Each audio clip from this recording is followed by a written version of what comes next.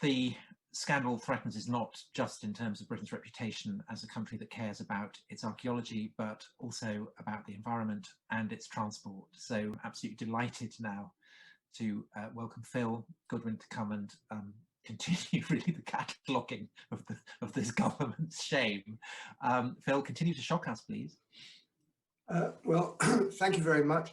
I just want to make a few words of introduction before I start showing you slides.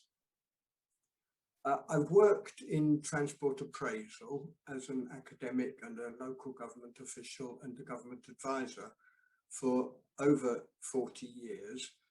And I'll come clean. I should tell you that I've been heavily critical of the many built-in biases which I argue tend to favour the wrong projects. Traffic forecasts are wrong, mostly overestimated. Time savings are dubious. Traffic grows to offset the advantages of new capacity. The treatment of carbon is quite inadequate. The benefit cost ratios can be tweaked and don't reflect the strategic imperatives of climate change and equity and air quality. They don't take account of Brexit or COVID-19 or changes in government policy or priorities, or better ways of solving transport problems. Maybe those issues will come up later in the discussion, but meanwhile, let me share my screen because I want to put all those criticisms aside.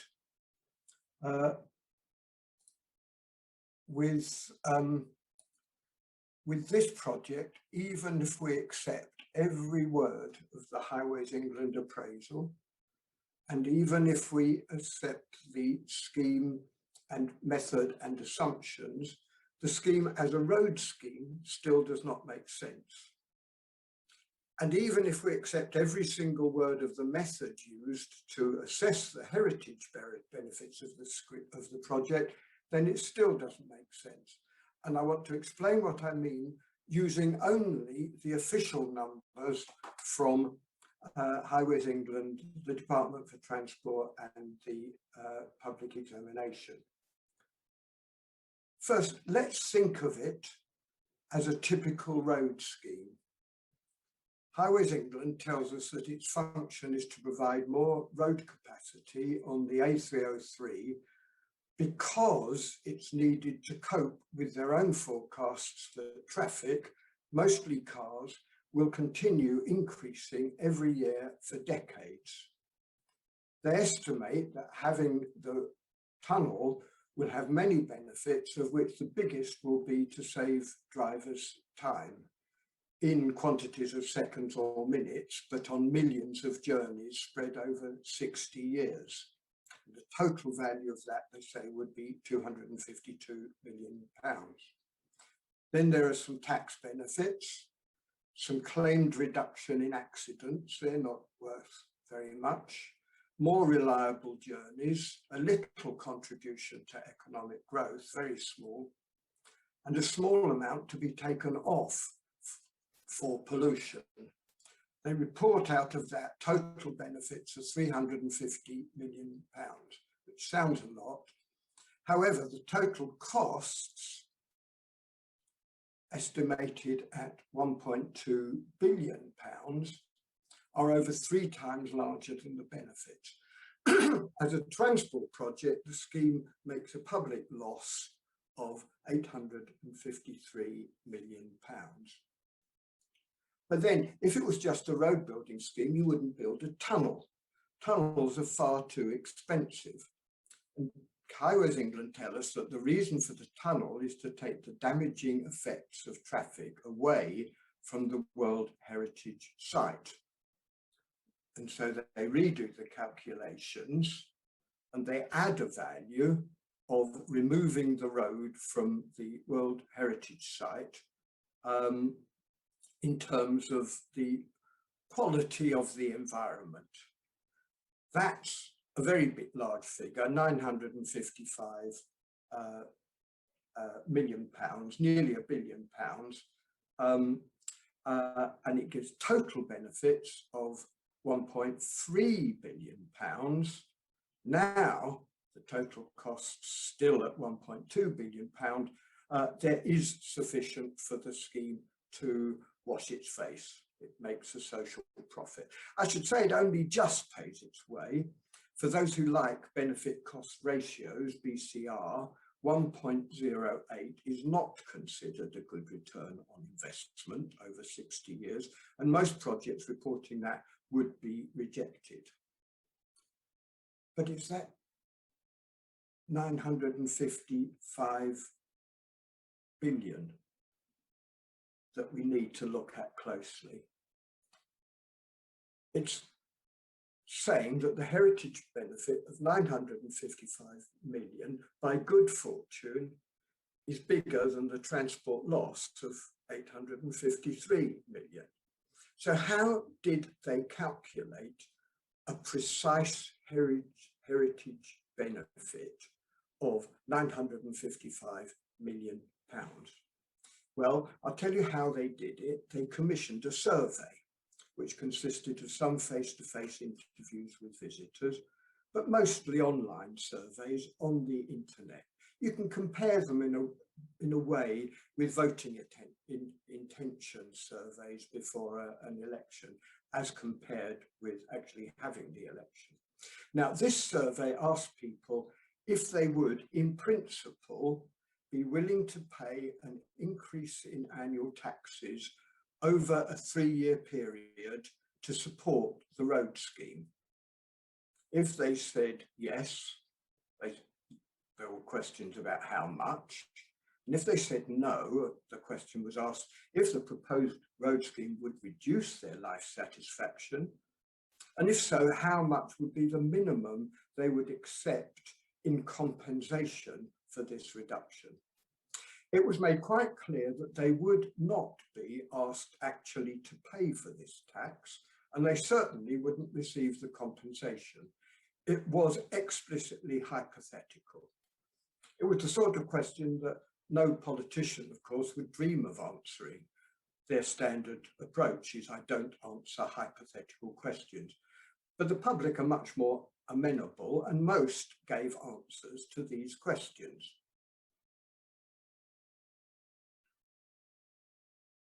There were separate answers for the visitors and for local drivers who were small in number. These are the figures are small, and that's why the total amounts they'd be prepared to have raised in taxes from them were small. But about half the people in the general population of the sample, that's 1,159 individuals actually, said they would be willing to pay in principle an average of 14.41 pence per year, £14.41 per year for 3 years. And this was then multiplied by the adult population of 30.4 million, which comes to 1.2 billion in hypothetical tax revenue. And it obviously includes people who were not expecting ever to visit the site, but very praiseworthy, wanted to protect it.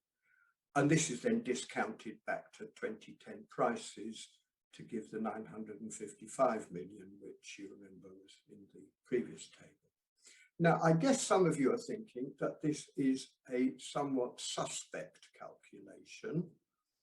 And it's true that there are serious criticisms, technical criticisms, and we can go into those if you want, but it was these criticisms which made the inspectors at the inquiry call the answers inherently uncertain. But bear with me, because I want to still accept the calculations put forward by Highways England and say that we do not need to resolve those troubling objections for one key reason. Among the documents of the inquiry, actually 1,500 documents of the inquiry, we now have another one, which is the most important of all, and that is the inspector's report. The examining authority's report is a statement of very considerable status in planning law. Legally, the Secretary of State can overrule its recommendations, subject to a number of conditions, but he does not rewrite it. This report is what the whole public examination is aimed at producing. And the examining authority concluded, you've heard before, that the scheme would substantially harm the integrity and the authenticity of the World Heritage Site, causing permanent, irreversible damage, affecting not only our own, but also future generations. That's their conclusion. They go incidentally into considerable more detail, of course, of exactly how this is true. Now, my point is not whether the inspectors were right or wrong.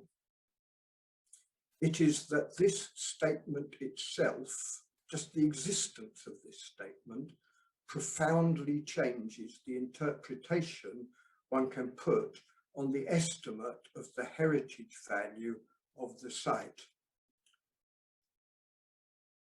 This is because the answers that were given were to hypothetical questions about how much people would be willing to pay in hypothetical taxes for a project, which is predicated on the condition that it removed the sight and sound of the road from the vicinity of Stonehenge, and it was aimed at improvements achieved by the road scheme for both users and non-users of the World Heritage Site.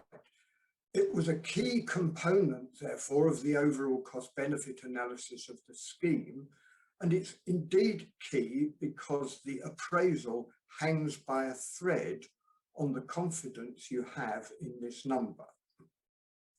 But this number, this extra value, is estimated by a procedure called contingent valuation. And the essential property of contingent valuation is that it is contingent. It depends on what information and what hypothetical conditions are offered to the respondents to hypothetical questions. Now, we know what the answers were given about the question, what would you pay in taxes for a road scheme which was predicated on protecting Stonehenge for present and future generations? And the answer to that was about £1 billion. At that date, the actual details of the scheme and its effects were not known. What respondents to the survey knew was that its promoters stated it would protect the World Heritage Site, and they were showing willing to help in that. Now we know something more about the scheme that we didn't know before, and they didn't know when they answered these questions. And that is the examiner's report. So we can make a mind experiment. Imagine that the question, instead of that first column, was the second column. How much would you be prepared to pay in taxes for a scheme which would cause irreparable long-term damage to the World Heritage Site for present and future generations? If you think that's too loaded, okay, reword it. How much would you be prepared to pay in taxes for a scheme that the planning inspectors had said that such damage would be caused? Now, the mind experiment is a simple question. Would that have made a significant and substantial difference to the results of the survey? Would it affect how you would answer those questions? Everybody in this field accepts that the values produced are sensitive to the way the question is presented. That's an essential feature of contingent valuation. Now, here is my judgment. It would certainly have reduced the reported willingness to pay by between 50% and 100%, and it would possibly have even reversed the willingness to pay and the willingness to accept compensation, so that the heritage so-called benefit to insert into the benefit cost appraisal would actually have had to have a substantial negative value. So what I'm saying is that if you accept the entire rationale of the Highways England methodology and only add one element, which is a true statement about what the inspectors had concluded, then that way of framing the question would very substantially change the answer. Now, you might ask, who am I to say so? Is this not just another assertion about the future, which is inherently uncertain and cannot be proved one way or another? Well, no, it's not, because it can be proved, what I've just said, easily, one way or the other, very simply by means of another survey. It would cost much less than the first, since it would not need all the setting up and design costs. All the other elements of the survey would stay the same. It's only the framing of the core question, giving respondents one more piece of information, factual information about what the inspectors had said. So my conclusion is that the work already done demonstrates that the scheme would not and could not provide transport benefits nearly equivalent to its cost. And I assert, on the basis of over 40 years engagement with road appraisal methods, that the method used to estimate heritage benefits, if carried out now, would not be enough to make up the difference. And if that sounds arrogant, I'll say you don't have to believe me at all, because whether I'm right or wrong can be tested within a couple of months at the cost of a few £1,000s. So what I'd say is, let's do that openly, transparently, with participation of both sides of the argument. We could ask the DFT's technical appraisal people and their advisors to be involved.